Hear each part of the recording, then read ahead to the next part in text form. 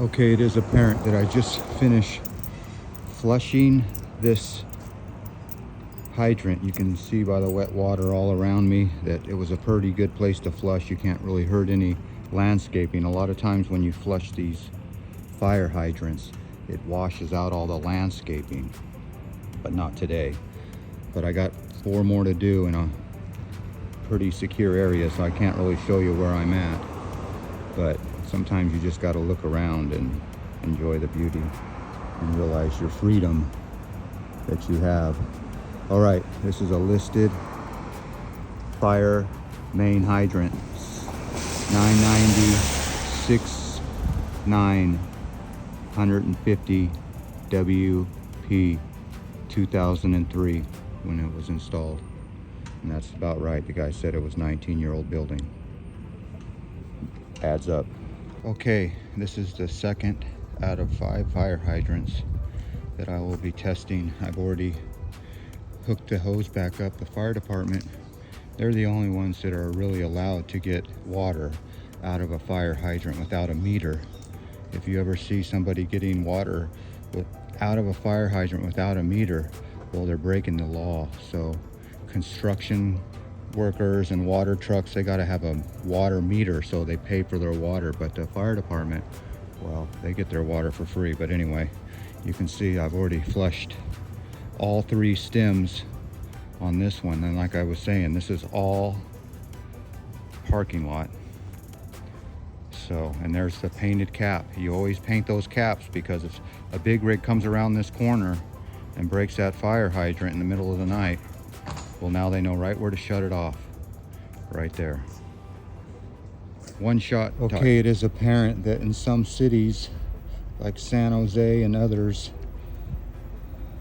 make you use chlorine tablets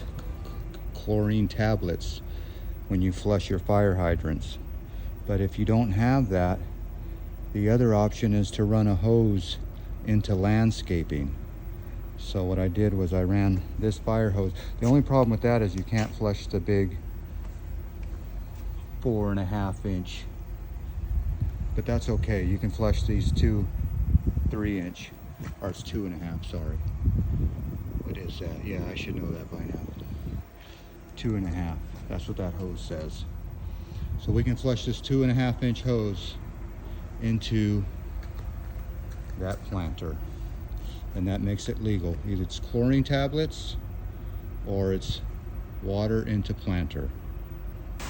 Okay, it is apparent that I'm flushing into the planter, but I got to stop it because that planter is going to fill up. So there you go. That's what they're talking about. All right, I'm starting to spill over. Time to shut it down. Shut it down. I can't have any spillover. Oh no. Damn it, Jim. We got spillover. That's what they do not want. No water in the storm drains. Can you believe that?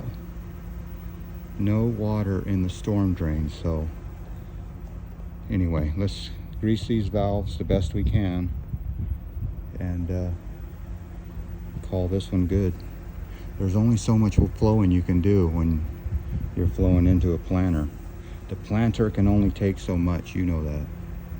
Planters. Okay, it is apparent that I'm flushing this fire hydrant out into that landscaping. The problem is I can't crank on these all the way, so that's all right. I'm still getting water through the hydrant, and I've already exercised the valves with the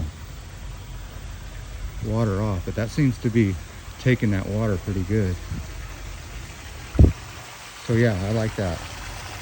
It's probably going right down into that storm drain right next to my tire. All right, we'll consider this one flushed. I'll turn it on a little hotter. That means I'll turn it on a little more right here at the end. But for now, that thing's flushed. Like I said, I open up the valve all the way with the cap on and make sure that it gets a good exercise and greased stem. Okay, it is apparent that we are running our fire hydrant into some landscaping here. So let's see if I can do this one-handed. It's kind of hard, this camera, one-handed deal. Let's see. I guess I can't do it. Here we go. Turn it on. You'll hear it. You'll see it. Let's go see where it's flushing to.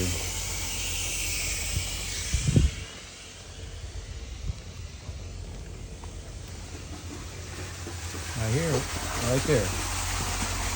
Oh, good. That's not hurting anything, is it? That's a good flushing spot. I like that. And the water looks pretty clean to me. Pretty clean to me. All right. Let's turn this on a little bit more and flush it out one more time. Can't do the big one. Okay, it is apparent that I flushed this fire hydrant and I ran the water into landscaping, but this is the shutoff valve right down here. So if you ever want to shut off that fire hydrant, you can see that's why I paint them white, because people would be looking for that in the middle of the night. So you paint it white and it shuts off that hydrant. So there's your indicator. That's what you always want. And I know it's that one because when I shut it and I open that fire hydrant, no water comes out. So there you go. I'm being spied on by a smoker. There he is. You camera me, I camera you. Let's take a picture of that right there. Who smokes anymore? And well, I guess I'll take that back. Who does anything anymore? All of us. Okay, let's go. 3, 2, 1, picture. Okay, it is apparent that I am flushing this fire hydrant through a hose into this landscaping. So whenever you flush any water in this part of the world, I guess I can pick it off the wall. That looks pretty clean, doesn't it? Yeah, that looks good. Okay, let's switch the snoot. So that's how you do it. Let's see if I can turn this water off with one hand. So yeah, water's flowing through there, and I've already opened it up all the way and greased the stems. Let's see if I can close it. Oh yeah, closed. Exercise valve, exercise stems, grease stems, and grease caps. Live it, learn it, love it. Okay, it is apparent we have a dry barrel fire sprinkler system. So when you do this, you still exercise your underground valve over there, and then you still hook up your hose and flush it in the. But yeah, there's no way to just isolate it without shutting these caps off. So yeah, dry barrel. That's how you turn it on. And when you turn on that stem, you actually turn on all of the water hose valves. So there you go, dry pendant and dry pendant. Dry barrel fire hydrant. And I don't have a wrench, so this is a no-no. Take that fire wrench off of there. I should have a fire hydrant wrench. All right.